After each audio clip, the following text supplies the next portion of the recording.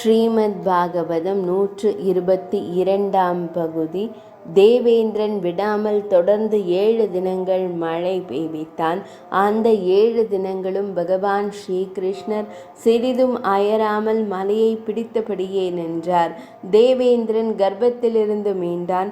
பரமாத்மாவின் அவதார புருஷனுக்கு எதிராக தான் செயல்பட்டது முட்டாள்தனம் என்று உணர்ந்து கொண்டான்.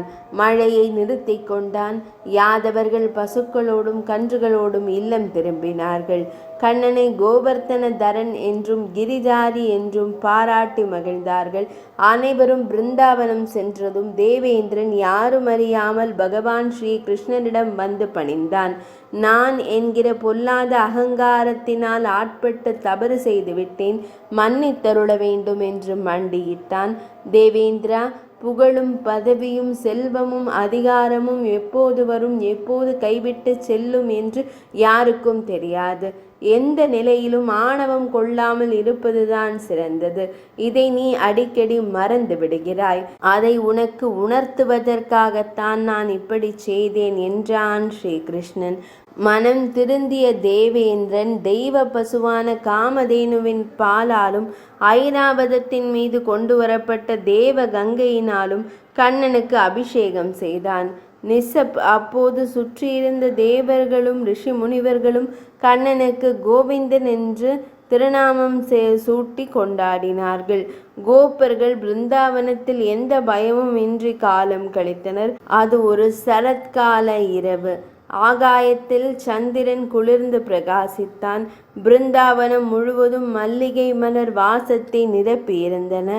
நிசப்தமான சூழலில் ஒரு மெல்லிய குழலோசை மனதை மயக்கும் விதமாக பலம் வரத் தொடங்கியது. இசையா அது? வேணுகானம், மனதின் அழுக்குகளை எல்லாம் போக்கும் கானம். அந்த குழலோசையில் அத்தனை கோபியர்களும் தங்களை மறந்தனர், இதயத்தை பறிகொடுத்தனர். உயிரெல்லாம் உடலில் இரத்த நாளங்களில் எல்லாம் ஊடுருவிய அந்த வேணுகானம் அவர்களின் இதயத்தை உருக வைத்தது. ஆத்மாவை ஈர்த்து கவர்ந்தது, மையலில் மூழ்க வைத்தது. கோபியர்கள் தவித்து போனார்கள்.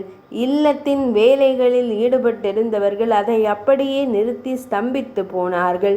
ஒரு கோபிகையின் இல்லத்தில் அடுப்பில் பால் பொங்கி வடிந்து கொண்டிருந்தது. இன்னொருத்தியின் இல்லத்தில் சாதம் கொதித்து கொண்டிருந்தது. குழந்தைக்கு பால் புகட்டி கொண்டிருந்தவள் அதை அப்படியே மறந்து போனாள்.